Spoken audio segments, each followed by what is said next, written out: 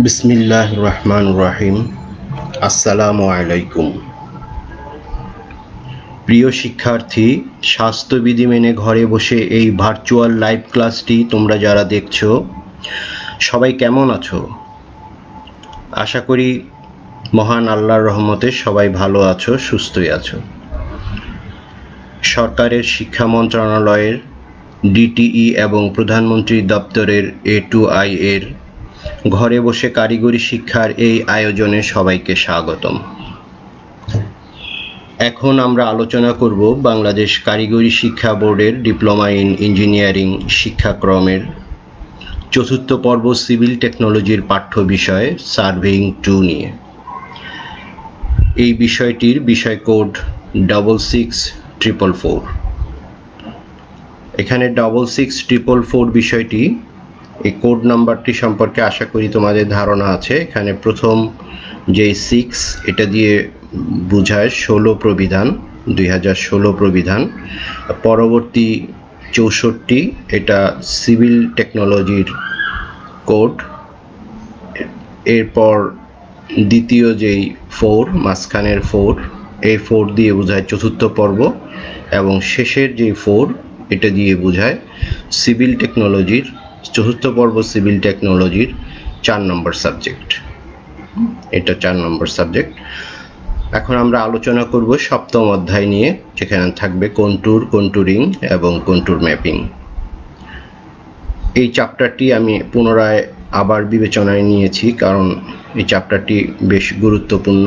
কারণ আমরা যখন পরবর্তীতে বাস্তব জীবনে কাজ করতে যাব, প্র্যাকটিক্যাল লাইফে যখন কাজ করব, এই কন্টুর বিষয়টা বারবার আসবে এবং এই লেভেলের বিষয়, লেভেলের সাথে খুবই ওতপ্রোতভাবে জড়িত।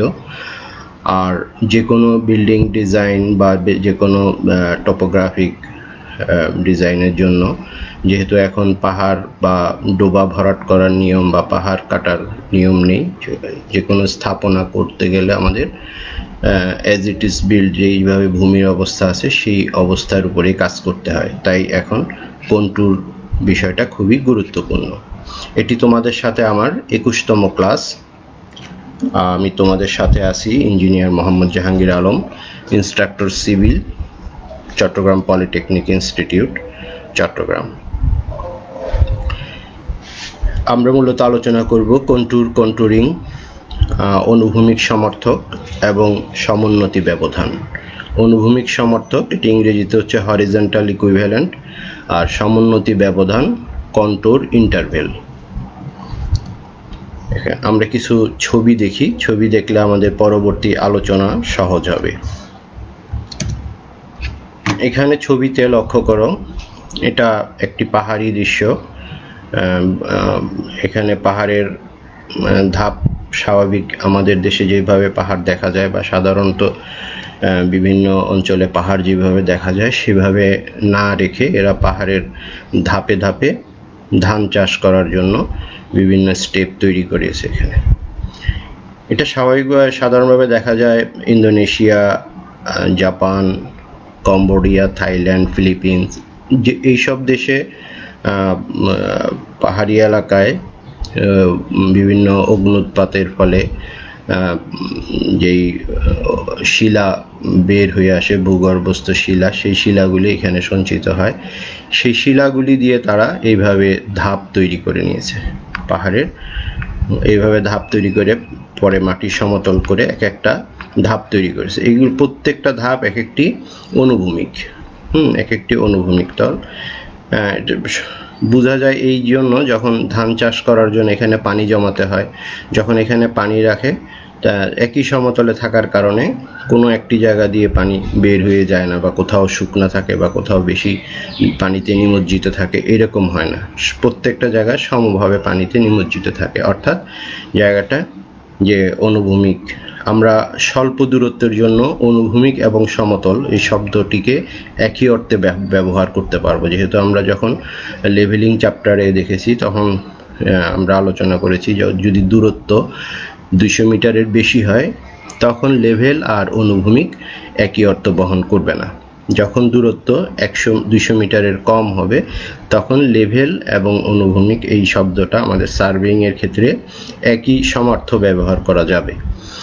যাই হোক, এখানে প্রত্যেকটা ধাপ একটা নির্দিষ্ট উচ্চতায় আছে। প্রত্যেকটা ধাপ, এখানে উচ্চতার ভেরিয়েশন থাকতে পারে, কিন্তু প্রত্যেকটা ধাপ বরাবর যদি একটি রেখা টানি এইভাবে, তাহলে এই রেখাটা একটা একই উচ্চতায় আছে। যে কোনো একটা উপাত্ত তল থেকে আমরা যে কোনো একটা সমুদ্র লেভেল বা যে কোনো একটা নিচের একটা ধাপ থেকে যদি বিবেচনা করি, তাহলে এখানে প্রত্যেকটা বিন্দুর খাড়া উচ্চতা একই আসবে একটা তল বরাবর, নির্দিষ্ট একটা লেভেল বরাবর। এই যে একই উচ্চতা বিশিষ্ট ভূমিগুলি, সেইটা হচ্ছে আমাদের কন্ট্রোরের একটা বৈশিষ্ট্য। এরপর আমরা আরো দেখি, এইটা ওই একই জিনিস আমরা একটু বড় করে দেখিয়েছি। এইখানে আমরা ওখানে লক্ষ্য করেছি চিত্রে যে কোথাও ভার্টিক্যাল ডিস্টেন্সটা সব জায়গায় একই ছিল। পাহাড়ের যেই খাড়া অংশটা, এই অংশটা প্রত্যেকটা ধাপের উচ্চতা একই ছিল, কিন্তু কোথাও হরিজন্টাল অংশ কম ছিল, কোথাও হরিজন্টাল অংশটা বেশি ছিল। যেখানে আমরা আবার ওই চিত্রটা একটু আবার ব্যাক করে দেখি, এখানে যেই এই অংশটাতে দেখি এখানে হরিজন্টাল অংশটা বেশি, এখানে হরিজন্টাল অংশ বেশি। তাহলে যেই জায়গায় হরিজন্টাল অংশ বেশি সেটা তুলনামূলকভাবে সমতল। যেমন এইখানে যদি আমরা দেখি এই জায়গাটায় হরিজন্টাল অংশ কম, কিন্তু সব জায়গায় ভার্টিক্যাল অংশটা সেম। যদি 1 মিটার করে আমাদের উচ্চতা ধরা হয় বা 2 ফিট বা 1 ফিট করে যদি একটা ধাপের উচ্চতা ধরা হয়, যেটা রাইজটা যদি একটা একই সমান থাকে, কিন্তু হরিজন্টালটা দেখা যাচ্ছে যে ভেরিয়েবল, এক জায়গায় এক রকম। অর্থাৎ যেখানে ভূমি তুলনামূলকভাবে কম খাড়া, অর্থাৎ ঢালটা কম, সেই ক্ষেত্রে হরিজন্টাল অংশটা বেশি থাকতেছে, কিন্তু ভার্টিক্যাল অংশ রাইজটা সব জায়গায় একই। এখানে আমরা দেখতে পারি যেখানে হরিজন্টাল বেশি, এখানে হরিজন্টাল বেশি, আবার এইখানে দেখা যাচ্ছে যে হরিজন্টাল অংশটা কম, তুলনামূলকভাবে কম। যেখানে হরিজন্টাল কম সেটা তুলনামূলকভাবে খাড়া। যেমন এই অংশে আমরা দেখি হরিজন্টাল অংশটা বেশি, আবার এইখানে দেখি যে হরিজন্টাল অংশটা কম। যেখানে হরিজন্টাল অংশ বেশি সেটা হচ্ছে এই হরিজন্টালটাকে বলা হয় হরিজন্টাল ইকুইভ্যালেন্ট। Horizontal equivalent. আর ভার্টিক্যালটা হচ্ছে কন্ট্রোর ইন্টারভেল। একটা কন্ট্রোর ম্যাপে কন্ট্রোর ইন্টারভেলের মান একই থাকবে, সম্পূর্ণ অংশে একই থাকবে। যদি এটা 1 ফিট হয় তাহলে সম্পূর্ণ মানচিত্রে কন্ট্রোর ইন্টারভেলের মান একই থাকবে। কিন্তু হরিজন্টাল ভূমির ঢালের তারতম্যের কারণে, ভেরিয়েশনের কারণে কন্ট্রোর ইন্টারভেল হরিজন্টাল ইকুইভ্যালেন্ট ভিন্ন ভিন্ন হতে পারে। এইটা দিয়ে আমরা বুঝতে পারতেছি। এখানে দেখো 20% স্লোপ। 20% স্লোপ বলতে এখানে horizontal 20 metre, horizontal 5 metre, vertical 1 metre. অর্থাৎ 5 মিটার হরিজন্টাল হলে ভার্টিক্যাল 1 মিটার, তাহলে 100 মিটার হরিজন্টাল হলে ভার্টিক্যাল আসবে 100/5,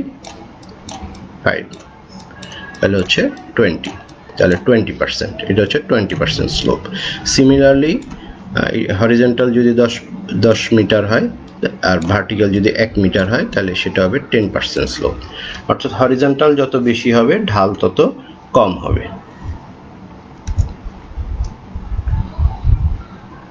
এটা একই ধরনের দৃশ্য। এখানে দেখো হরিজন্টাল অংশটা কম, এখানে হরিজন্টাল অংশটা বেশি, তাহলে এইটার ঢাল এরকম আর এইটার ঢাল তুলনামূলকভাবে বেশি। এখানে ক্লিয়ার বোঝা যাচ্ছে যে হরিজন্টাল ইকুইভ্যালেন্ট যদি বেশি হয়, হ্যাঁ, তাহলে সেখানে ঢাল কম হবে, আর হরিজন্টাল ইকুইভ্যালেন্ট যদি কম হয় তাহলে সেখানে স্লোপ বেশি হবে। এটা একটি পাহাড়ের কন্ট্রোর দেখানো আছে। এখানে সবচেয়ে নিচে দেখো, এখানে হয়তো 2000 ফিট, এরপর আস্তে আস্তে এখানে সবচেয়ে উপরে আছে 3500 ফিট। তাহলে যত আরএল বেশি হলে কন্ট্রোর আরএল এর মানটা ক্রমান্বয়ে বাড়ছে। কিন্তু এখানে যেটা সবচেয়ে বেশি বিবেচ্য সেটা দেখো, এখানে কন্ট্রোর ইন্টারভেল হচ্ছে 250 ফিট। এইখান থেকে এখানে 250 ফিট। অর্থাৎ যদি বড় এলাকা বিবেচনা করা হয় বা উঁচু যদি বেশি হয়, বেশি বন্ধুর, বেশি খাড়া যদি পাহাড় হয়, বা খাড়া যদি ক্যানিয়ন হয়, খাদ হয়, সেই ক্ষেত্রে কন্ট্রোর ইন্টারভেলের মানটা বড় হবে। প্রিয় শিক্ষার্থী, তোমরা কি আমাকে শুনতে পাচ্ছ?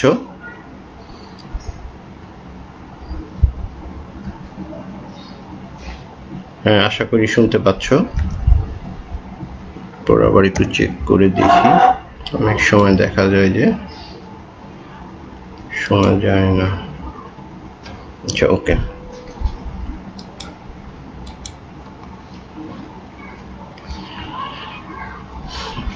এখানে দেখো একটি লেক, যেখানে স্রোত, জোয়ার ভাটা বা স্রোত নাই, সেখানে পানির ঢেউয়ের কারণে, বাতাসের প্রবাহের কারণে পানিতে ঢেউ উৎপন্ন হয়। সেই ঢেউ বারবার এই মাটিতে দাগ কেটে একটা দাগ তৈরি করে একটা নির্দিষ্ট উচ্চতা। আমরা যদি এই দাগ বরাবর দেখি, এখানে লেভেল যন্ত্র দিয়ে যদি আমরা স্টাব পার্ট RL নেই, তা দেখা যাবে এখানে প্রত্যেকটা বিন্দুর RL একই RL, অর্থ হচ্ছে একই উচ্চতায়। অনুরূপভাবে এই বরাবর যদি একই উচ্চতায় যদি আমরা নদীর এই লেকটার অপর পারেও এই উচ্চতা বিবেচনা করি, বা এই মুহূর্তে পানির উচ্চতা যেখানে আছে, এই লেকের যদি 5-10 কিলোমিটার লম্বা হয়, অপর প্রান্তেও গিয়ে যদি আমরা এই এখন পানির উচ্চতা বরাবর যদি একটা দাগ দিয়ে রাখি, তাহলে এই বরাবর যদি আমরা দাগ দিই, এটাই হবে একটা কন্ট্রোর রেখা। অনুরূপভাবে পানির উচ্চতা আবার কমে গেলে এই বরাবর যদি দাগ দিই, যখন উপরে ছিল তখন এই বরাবর ছিল, তখন এইটা থেকে বোঝা যায় যে, তাহলে দেখো যেখানে ঢাল কম, যেখানে কিছুটা সমতল, সেখানে কন্ট্রোর ইন্টারভেলটা বেশি। যেখানে কিছুটা খাড়া, সেখানে এই ঢেউয়ের দাগগুলি কাছাকাছি। অর্থাৎ এই জায়গাটা যেমন এইখানে লক্ষ্য করো, এখানে খাড়া, সুতরাং এখানে কন্ট্রোর ইন্টারভেলের দাগগুলি, কন্ট্রোর রেখাগুলি খুব কাছাকাছি। এটা একটা প্রাকৃতিক উদাহরণ। অনুরূপভাবে এখানে আরেকটি উদাহরণ, এটাও একটা লেক। এখানে দেখো বিভিন্ন সময় পানির স্তর আস্তে আস্তে নিচে নেমে গেছে। তাহলে এই দাগ বরাবর প্রত্যেকটা দাগ বরাবর বিন্দুগুলি একই উচ্চতা। তো এইখান থেকে আমরা যদি প্রত্যেকটা উচ্চতার পার্থক্য নির্ণয় করতে পারি, তাহলে এই জায়গাটুকু কি পরিমাণ পানি ছিল, বা এই লেভেল থেকে এই লেভেল পর্যন্ত সম্পূর্ণ লেকে কি পরিমাণ পানি জমা ছিল, সেটা বের করা সহজ।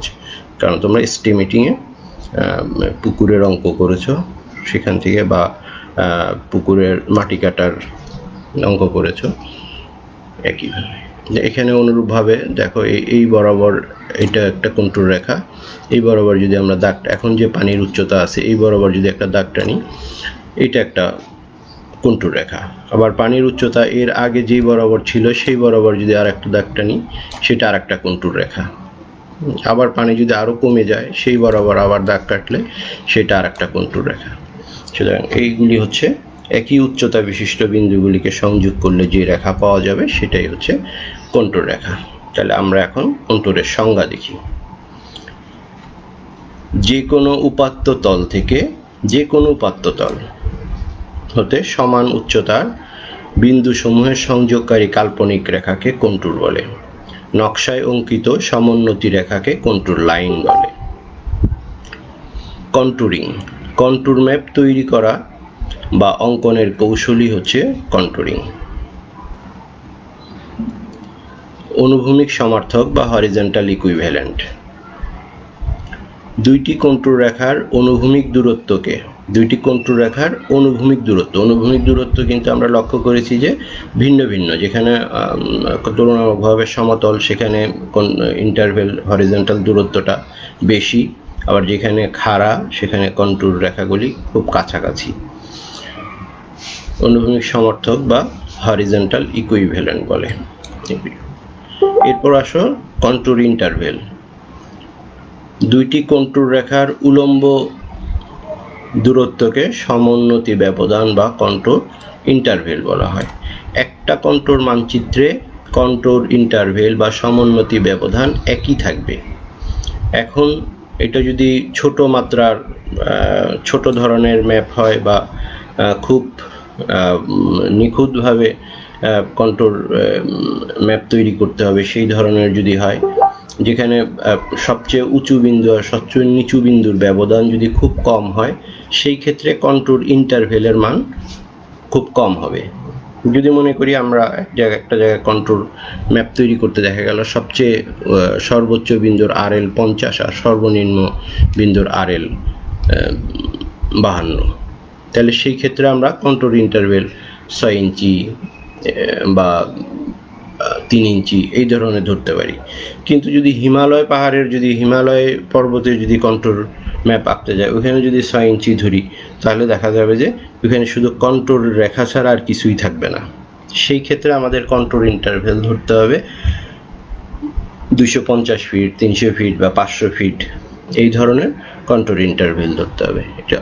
এটা নির্ভর করবে হচ্ছে মানচিত্রর RL এর ব্যবধান কত বেশি বা কত কম, বা মানচিত্রটি কতটা নিখুঁতভাবে তৈরি করতে হবে, তার উপর নির্ভর করে সময়, আর্থিক অবস্থা সবকিছু বিবেচনা করে এই কন্ট্রোল ব্যবধান নির্বাচন করতে হয়। আশা করি বুঝতে পারছো। তাহলে এখানে লক্ষ্য করো, এই পাশটায়, এই মানচিত্রে দেখো, এই পাশটায় অপেক্ষাকৃত খাড়া, হ্যাঁ, এই পাশটা তুলনামূলকভাবে খাড়া, যার জন্য এখানে কন্ট্রোল রেখাগুলি কাছাকাছি। আবার এই পাশটা তুলনামূলকভাবে ঢাল কম, সেই এখানে দেখো কন্ট্রোল রেখাগুলি দূরত্ব হরিজন্টাল ইকুইভ্যালেন্ট বেশি। এখানে হরিজন্টাল ইকুইভ্যালেন্ট বা প্রত্যেকটাতে যেখানে হরিজন্টাল ইকুইভ্যালেন্টটা বেশি, সেই জায়গাটা তুলনামূলকভাবে সমতল। যে অংশটা, যেমন এই অংশটাতে হরিজন্টাল ইকুইভ্যালেন্ট বেশি, এই অংশটা তুলনামূলকভাবে সমতল। আবার এইখানে দেখো তুমি এই জায়গাটা কন্ট্রোল হরিজন্টাল ইকুইভ্যালেন্ট কম, এখানে তুলনামূলকভাবে খাড়া। সুতরাং এটা মানচিত্র দেখলে বুঝতে হবে যে কি। আর কন্ট্রোল RL এর মান যদি ভিতর থেকে বাহিরের দিকে কম হয়, ভিতরে RL বেশি, বাহিরে RL কম, সেই রকম ধরনের যদি হয়, তাহলে বুঝতে হবে যে এটা একটা পাহাড় বা টিলা। আর যদি উল্টা হয়, বাহিরে বেশি ভিতরে কম হয়, তাহলে বুঝতে হবে যে এটা একটা ডোবা বা পুকুর। কন্ট্রোলের বৈশিষ্ট্য: একটি কন্ট্রোলের প্রত্যেকটি বিন্দুর উচ্চতা কোনো একটি উপাত্ত তল হতে সমান। প্রত্যেকটা বিন্দুর উচ্চতা একটি কন্ট্রোল রেখার। খাড়া পাহাড় বা খাড়া ঢাল ছাড়া কন্ট্রোল রেখা পরস্পরকে স্পর্শ করে না। ঝুলানো বা ওভারহ্যাঙ্গিং পাহাড় ছাড়া কন্ট্রোল রেখা একটি অন্যটিকে অতিক্রম করে না। এখানে দেখো, স্বাভাবিকভাবে এই ধরনের পাহাড় হয় না। পাহাড় কখনো, যদি শক্ত পাথরের এই ধরনের পাহাড় থাকে এবং বিভিন্ন সময় বাতাসের কারণে বা পানির কারণে যদি এই অংশটা ক্ষয় হয়ে যায়, হয়তো পাহাড়টা একসময় এরকম ছিল, কিন্তু কালের বিবর্তনে এই অংশটা যদি ক্ষয় হয়ে পাহাড়টা এইভাবে ঝুলে থাকে, সেই ক্ষেত্রে এই কন্ট্রোল রেখা, এই বিন্দুর কন্ট্রোল রেখার তুলনায় এই বিন্দুর কন্ট্রোল রেখাটা বাহিরে চলে আসবে। এটা কিন্তু অস্বাভাবিক বিষয়। স্বাভাবিকভাবে পাহাড় বা টিলা এরকমই থাকে। অ্যাঙ্গেল অফ রিপোসের কারণে, মাটির অ্যাঙ্গেল অফ রিপোসের কারণে পাহাড় এই ধরনের থাকে, যার জন্য ওভারহ্যাঙ্গিং হয় না। কিন্তু অস্বাভাবিকভাবে যদি এই ধরনের হয় বা এই ধরনের খাড়া যদি হয়, তখনই মাত্র কন্ট্রোল রেখা একটি আরেকটিকে স্পর্শ করে। তাহলে এটা লক্ষ্য রাখতে হবে যে কন্ট্রোল রেখা একটা আরেকটাকে স্পর্শ করে না বা অতিক্রম করে না। ভিতরের কন্ট্রোল রেখা অতিক্রম করে বাহিরে যায় না। অর্থাৎ এই ধরনের কন্ট্রোল এইভাবে থাকে, কখনো এইরকম হয়ে বাহিরে চলে যায় না। কন্ট্রোল রেখা আরেকটাকে অতিক্রম করে বাহিরে চলে যায় না। শুধু চলে যেতে পারে যদি এই ধরনের ওভারহ্যাঙ্গিং অংশ থাকে। এই অংশে হবে না, এই অংশে হতে পারে। তাহলে এটা অস্বাভাবিক, স্বাভাবিক না। কন্ট্রোল লাইন ম্যাপের মাঝখানে আরম্ভ ও শেষ হবে না। অর্থাৎ কন্ট্রোল রেখা মানচিত্রের এই ধরনের কন্ট্রোল রেখা, এই ধরনের কন্ট্রোল থাকতে পারে, এই ধরনের কন্ট্রোল থাকতে পারে, এই ধরনের কন্ট্রোল থাকতে পারে। কখনো কন্ট্রোল এরকম হয়ে অর্ধেক থাকবে বা অর্ধেক থাকবে না, এরকম অর্ধেক কন্ট্রোল রেখা হবে না। কন্ট্রোল রেখা সবসময় শুরু হবে এবং শেষ হবে, ক্লোজিং হবে। কেমন হবে? শুরু, এই ধরনের শুরু হয়ে, ধরো এটা যদি আমার মানচিত্রের ইন্টারফেসটা এরকম হয়, তাহলে এরকম একদিক থেকে বের হয়ে আরেক দিকে বের হয়ে চলে যাবে, কিন্তু মাঝখানে এরকম শেষ হবে না, ক্লোজ হবে, এরকম ক্লোজিং হয়ে যেতে পারবে, এরকম ক্লোজিং হতে পারবে, কিন্তু একদিক থেকে ঢুকে আরেক দিক দিয়ে বের হয়ে যেতে পারবে, কিন্তু মাঝখানে শুরু হয়ে মাঝখানে শেষ এই ধরনের হবে না। এটা হচ্ছে কন্ট্যুরের আর একটা বৈশিষ্ট্য।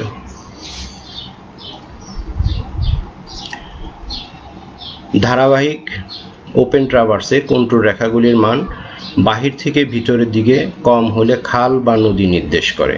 বাহির থেকে ভিতরে ধারাবাহিক, অর্থাৎ এই ধরনের কন্ট্যুর রেখাগুলি যদি এরকম হয় বাহির থেকে ভিতরের দিকে, এখানে বাহির থেকে ভিতরের দিকে, এখানের মান বেশি হবে, এখানের মান কমবে, কমবে আবার বেশি হবে, বেশি, অর্থাৎ বাহিরের মানগুলি বেশি হবে, ভিতরের মান এগুলি বেশি, এবং ভিতরের দিকে যদি মান কম হয় তাহলে বুঝতে হবে আরএল যদি কম হয় তার মানে মাঝখানে নিচু, অর্থাৎ এটা খাল বা নদী নির্দেশ করবে। যেমন এটা এখানে দেখো বাহিরের এই লাইনটার আরএল হচ্ছে 50, এই লাইনের আরএল 50, এরপর ওটা 49, 48, 47, 46, আবার এটা 46। তাহলে এটার যদি সেকশন হয়, নিচে যে সেকশন দেয়া আছে, তাহলে মাঝখানে সবচেয়ে কম, হ্যাঁ মাঝখানে কম মানে মাঝখানে হচ্ছে 46, এরপর ক্রমান্বয়ে আস্তে আস্তে বেড়ে 50 পর্যন্ত আছে। এই জন্য এটা হচ্ছে মাঝখানে কম আর বাহিরের দিকে যদি বেশি হয় সেটা, এটা হচ্ছে ক্রস সেকশন, নিচেরটা ক্রস সেকশন, এটা টপ ভিউ বা লং সেকশন। এরপর যে এর উল্টা যদি হয়, অর্থাৎ ভিতরে কম ভিতরে বেশি আর ক্রমান্বয়ে বাহিরের দিকে যদি কম হয়, যেমন এটা ঠিক তার উল্টা, ভিতরের আরএল হচ্ছে 50, বাহিরের দিকে ক্রমান্বয়ে কমে গেছে, বাহিরের দিকে ক্রমান্বয়ে কমে গেছে, এটার ক্রস সেকশন হচ্ছে এটা, হ্যাঁ মাঝখানে আরএল বেশি এবং ক্রমান্বয়ে আরএল কমে গেছে, তাহলে সেই ক্ষেত্রে এটা বাঁধ বা আইল বা মাটির এমব্যাঙ্কমেন্ট এই ধরনের নির্দেশ করে। কন্ট্যুর রেখা খণ্ড খণ্ড হবে না, এটা নিয়ে আলোচনা করেছি। কন্ট্যুরের আরও ব্যবহার, 3 ধরনের ব্যবহার আছে। সাধারণ ব্যবহার, অর্থাৎ সর্বসাধারণের জন্য, নন টেকনিক্যাল বা নন মিলিটারি সাধারণের জন্য, ইঞ্জিনিয়ারিং ব্যবহার বা টেকনিক্যাল ব্যবহার, আর হচ্ছে মিলিটারি বা সামরিক ব্যবহার, সামরিক কাজে এটার ব্যাপক ব্যবহার আছে। সাধারণ ব্যবহার, কোনো এলাকার ভূমির বন্ধুরতার ধারণা পাওয়া যায়, অর্থাৎ কন্ট্যুর ম্যাপটা দেখলেই যখন যে কোনো লোক যদি তার কন্ট্যুর সম্পর্কে ধারণা থাকে, তখন এটা দেখলে সে বুঝতে পারবে যে কোন জায়গাটা উঁচু, কোন জায়গাটা নিচু, জায়গাটা সমতল না উঁচু নিচু, এটা সম্পর্কে সে ধারণা পাবে। এই ম্যাপ থেকে বিভিন্ন বিন্দুগুলির আপেক্ষিক উচ্চতার ধারণা পাওয়া যাবে, অর্থাৎ কোন বিন্দু থেকে কোন বিন্দু, কোনো একটা নির্দিষ্ট বিন্দু থেকে দূরের কোনো একটা বিন্দু কতটুকু উঁচু বা নিচু, সেটা সে এই ম্যাপ দেখলে বুঝতে পারবে। কোন স্থান থেকে কোন স্থান দেখা যাবে বা বাধাগ্রস্ত হবে তা জানা যায়। এটি একটি ত্রিমাত্রিক ম্যাপ, এতে দৈর্ঘ্য, প্রস্থ ও উচ্চতা জানা যায়। কন্ট্যুর ম্যাপ সম্পর্কে যার ধারণা আছে সে এটা দেখলেই বুঝতে পারবে যে এটা একটা আসলে 3 ডাইমেনশনাল ম্যাপ, এটা কোন জায়গাটা উঁচু কোন জায়গাটা নিচু এখান থেকে ধারণা পাওয়া যায়। ইঞ্জিনিয়ারিং ব্যবহার, বন্ধুর এলাকার যে কোনো ইঞ্জিনিয়ারিং প্রকল্প, সড়ক, রেলপথ, বাঁধ ইত্যাদির উপযুক্ত স্থান নির্বাচন করার জন্য অবশ্যই কন্ট্যুর ম্যাপ লাগবে। এই ম্যাপ থেকে মাটি কাটা ও ভরাটের পরিমাণ জানা যায়। এই ম্যাপ থেকে সহজে লেক, পুকুর, ডোবা বা নদীর ক্যাচমেন্ট এরিয়া ও এরিয়া সম্পর্কেও ধারণা পাওয়া যায়, অর্থাৎ কোনটা পুকুর কোনটা ডোবা। নদীর ক্যাচমেন্ট এরিয়া বলতে বোঝায় যেই অংশের পানি নদীতে আসে। একটা নদীর এই একটা জায়গার সব পানি একটা নদীতে আসে না, যেমন এটা যদি উঁচু জায়গা হয়, এটা উঁচু হয়ে আবার এদিকে শুধু এই অংশের পানি এইখানে আসবে, এই অংশের বৃষ্টির পানি এই দিকে চলে যাবে।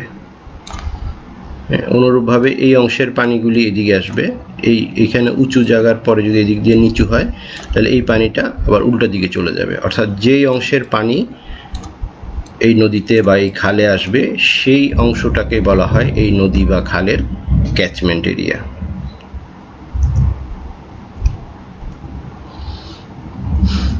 এটা দিয়ে ক্যাচমেন্ট এরিয়া আমরা ক্ষেত্রফল, উপরের ক্ষেত্রফল, নিচের ক্ষেত্রফল এবং এদের ডেপথ যে আরএল থেকে ডেপথ বের করে আমরা ভলিউম, পানির রিজার্ভারের ভলিউম, পন্ডের ভলিউম বের করতে পারি। এই ম্যাপ থেকে ধারাবাহিকভাবে বন্যায় আক্রান্ত হওয়ার অবস্থানসমূহ চিহ্নিত করতে পারি, অর্থাৎ বন্যা হলে কোন কোন অংশ কখন ডুবে যাবে, কখন কোন অংশটা আগে আক্রান্ত হবে কন্ট্যুর ম্যাপ দেখলে সহজেই বোঝা যায়। যেহেতু এখানে কন্ট্যুর রেখাতে আরএল উল্লেখ করা থাকে, সেখান থেকে বোঝা যায় যে কোন অংশটা আগে প্লাবিত হবে বা কোন অংশটা প্লাবন মুক্ত থাকবে। বর্তমান ভূমিরূপ ঠিক রেখে প্রকল্প বাস্তবায়নের এটি খুব প্রয়োজন হয়। কন্ট্যুরের মিলিটারি ইউজ বা সামরিক ব্যবহার, সৈন্যদের আত্মরক্ষার জন্য উপযুক্ত স্থান নির্বাচন, সমরাস্ত্র, খাদ্য ইত্যাদি গুদামজাতকরণের উপযুক্ত স্থান নির্বাচন, শত্রু সেনার গতিবিধি লক্ষ্য করার জন্য উপযুক্ত স্থান নির্বাচন, অর্থাৎ ক্যাম্প বা ওয়াচ রুমটা কোথায়, টাওয়ার কোথায় স্থাপন করতে হবে, কোথায় দাঁড়ালে শত্রু পক্ষকে সহজেই লক্ষ্য রাখা যাবে, বা ভারী অস্ত্রশস্ত্র কোথায় স্থাপন করা যাবে, কোথায় গোডাউন স্থাপন করা যাবে, কোথায় শত্রু সৈন্যদের চলাফেরার জন্য রাস্তাটা শত্রুমুক্ত হবে, সব কিছু এই জন্য এই কন্ট্যুর ম্যাপ অবশ্যই প্রয়োজন। যুদ্ধ কৌশল, ভারী অস্ত্র স্থাপন, সৈন্য স্থানান্তরের প্রক্রিয়া নির্ধারণ। কন্ট্যুর জরিপ দুইটা পদ্ধতি, একটা হচ্ছে প্রত্যক্ষ পদ্ধতি। প্রত্যক্ষ পদ্ধতি আবার দুই ধরনের, একটা বিক্ষিপ্ত পদ্ধতি আর একটি বিকিরণ পদ্ধতি। প্রত্যক্ষ পদ্ধতি আর পরোক্ষ পদ্ধতি। পরোক্ষ পদ্ধতি তিন ধরনের, বর্গাকার বা গ্রিড পদ্ধতি, এই পদ্ধতিতেই বেশি কাজ করা হয়। বর্গাকার বা গ্রিড পদ্ধতি, ট্যাকোমেট্রিক বিকিরণ পদ্ধতি, এটাও খুব সুন্দর পদ্ধতি, আর প্রস্থচ্ছেদ পদ্ধতি। এই পদ্ধতিগুলি দিয়ে আমরা কন্ট্যুর ম্যাপ তৈরি করে থাকি। তবে ইদানিং টোটাল স্টেশনের সাহায্যে খুব সহজে সফটওয়্যার ব্যবহার করে খুব জটিল জটিল কন্ট্যুর ম্যাপ তৈরি করা যায়। এটা আমাদের চতুর্থ সার্ভিং, অ্যাডভান্স সার্ভিং চ্যাপ্টারে এটা আছে। প্রত্যক্ষ পদ্ধতিটা কি? প্রত্যক্ষ পদ্ধতির প্রথমে আছে বিক্ষিপ্ত পদ্ধতি। ছোট এলাকার কন্ট্যুর জরিপের জন্য উপযোগী। বিক্ষিপ্তভাবে একই আরএল বিশিষ্ট বিন্দুগুলি চিহ্নিত করা করে প্ল্যান টেবিল, থিওডোলাইট বা অন্য কোনো পদ্ধতিতে চিহ্নিত বিন্দুগুলিকে নকশায় উঠাতে হবে।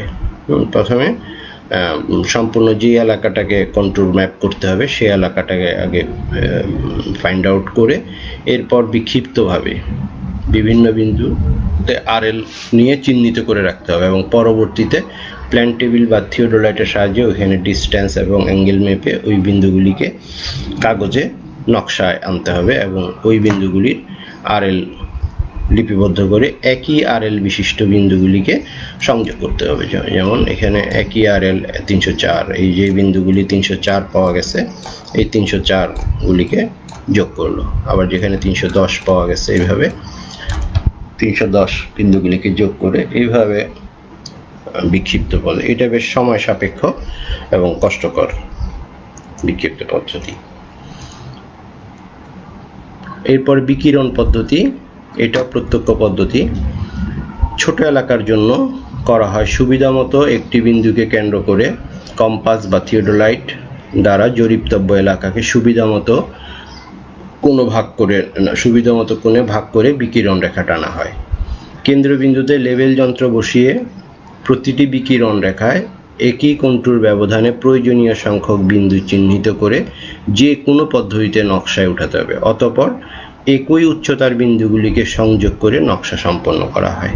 এখানে দেখো, চিত্রে দেখলে বুঝতে পারবা, এখানে মাঝখানের বিন্দুতে আমার যন্ত্র সুবিধামতো উঁচু জায়গায় যন্ত্র স্থাপন করলাম, বা কোনো যদি পাহাড়ের ঢাল হয় সেই ক্ষেত্রে মাঝামাঝি জায়গায় যন্ত্র স্থাপন করলাম, যেন উপরের দিকেও কাজ করা যায়, নিচের দিকেও কাজ করা যায়। এই ধরনের তো খাড়া ঢালে করা যাবে না, এই ধরনের সুবিধামতো জায়গায় যন্ত্র স্থাপন করে এরপরে যে কোনো একটা রেখাকে কে রেফারেন্স লাইন ধরে অর্থাৎ 0 অ্যাঙ্গেল বরাবর 0 সেট করে এখন নির্দিষ্ট অ্যাঙ্গেল এখানে 45 ডিগ্রি অ্যাঙ্গেল করে এরা স্থাপন করেছে। এটা নির্ভর করবে হচ্ছে ওই জায়গার বন্ধুরতার উপর। যে যদি এখানে কোনো বন্ধুরতা না থাকে, যদি সমতল হয়, এখানে রেডিয়াল লাইন না দিলেও চলবে। যে বরাবর বেশি সংখ্যক উঁচু নিচু যদি থাকে আমরা সেখানে অতিরিক্ত রেডিয়াল লাইন টানতে পারি। এখানে যদি কোথাও এখানে যদি উঁচু হয়ে আবার নিচু হয়ে থাকে, আমরা যদি এই জায়গাটায় কোনো কন্ট্রোল বিন্দু না নেই, এইখানে যদি কোনো আরএল না নেই, তাহলে এখানে যদি গভীর খাদ থাকে সেই বিন্দু সেই খাদের চিহ্ন আমার ম্যাপে আসবে না। সুতরাং এটা নির্ভর করবে হচ্ছে ওই ভূমির বন্ধুরতার উপরে। সুতরাং এটা এখানে যে চিত্রে দেখানো আছে 45 ডিগ্রি, এটা শুধু বোঝানোর জন্য দেখানো হয়েছে। ঠিক সব 45 ডিগ্রি হবে এরকম না, যেখানে আমার প্রয়োজন হবে সেখানে আমি কন্ট্রোল রেডিয়াল লাইন বাড়িয়ে নিতে পারি বা কমিয়ে নিতে পারি। আর কন্ট্রোল ইন্টারভেল এখানে দেখো, এখানে 90, 92, 94, অর্থাৎ এটা কি বোঝা যাচ্ছে, এই জায়গাটা নিচু, এই দিকটা উঁচু, এটা একটা ডোবা বা নিচু খাদ। এখানে কন্ট্রোল ইন্টারভেল ক্রমান্বয়ে, কন্ট্রোল ইন্টারভেল 2 মিটার করে, এখানে ক্রমান্বয়ে এটা 98, 95, এখানে একই ইন্টারভেল হওয়া উচিত। এখানে 96 হলে এটা 98 বা 94, যাই হোক একই ধারায় হওয়া উচিত। আচ্ছা, আর এগুলি হচ্ছে কন্ট্রোল লাইন। সুতরাং একটা রেডিয়াল লাইন এখানে সুবিধা হচ্ছে এই যে আমি একটা রেডিয়াল লাইন নিলাম, রেডিয়াল লাইনে আমি প্রথমে ফিক্সড করে নিলাম যে এই বিন্দুর আমার কন্ট্রোল স্টাফ পার্ট কত। এই স্টাফ পার্টের পরে আমি যেহেতু ঠিক করে নিয়েছি যে আমার কন্ট্রোল ব্যবধান হচ্ছে 2 ফিট করে, তাহলে এর পরবর্তী বিন্দুর স্টাফ পার্ট নিতে হবে। যেহেতু এটা উঁচু, যেহেতু উঁচু, তাহলে স্টাফ পার্ট কমতে থাকবে। এখানে স্টাফ পার্ট যদি 7 ফিট হয় তাহলে এখানে স্টাফ পার্ট হবে 5 ফিট, তারপরেরটার স্টাফ পার্ট হবে 3 ফিট, তারপরেরটার স্টাফ পার্ট হবে 1 ফিট। এইভাবে আমি স্টাফটাকে সামনে পিছিয়ে নিয়ে ওই বিন্দুটাকে নির্ধারণ করব। এটা একই গ্রেডিয়েন্ট একই স্লোপে থাকতেও পারে, নাও থাকতে পারে। যদি দূরত্ব বেশি হয়, যদি এটা তুলনামূলকভাবে সমতল হয়, তাহলে কন্ট্রোল ইন্টারভেল হরিজন্টাল ইকুইভ্যালেন্ট বেশি হবে, আর যদি খাড়া হয় হরিজন্টাল ইকুইভ্যালেন্ট কম হবে। এইগুলি কাজ করার সময় লক্ষ্য করা যায়। তা আশা করি বুঝতে পারছো। তো প্রিয় শিক্ষার্থী, আজ এই পর্যন্ত। এই ক্লাসটি তোমরা যদি আবার দেখতে চাও তাহলে দক্ষতা বাতায়ন www.skill.gov.bd এই ওয়েবসাইটে ঢুকে তোমরা ক্লাসটি পুনরায় দেখতে পারবে। আশা করি সবাই ভালো থাকবে, সুস্থ থাকবে, স্বাস্থ্যবিধি মেনে ঘরেই থাকবে। সরকারের এই আয়োজনকে তোমরা সাফল্যমণ্ডিত করবে। যতদিন পর্যন্ত কোভিড থেকে আমরা মুক্ত না হব ততদিন ঘরে বসেই আমাদের শিক্ষা কার্যক্রম চালাতে হবে। তা আশা করি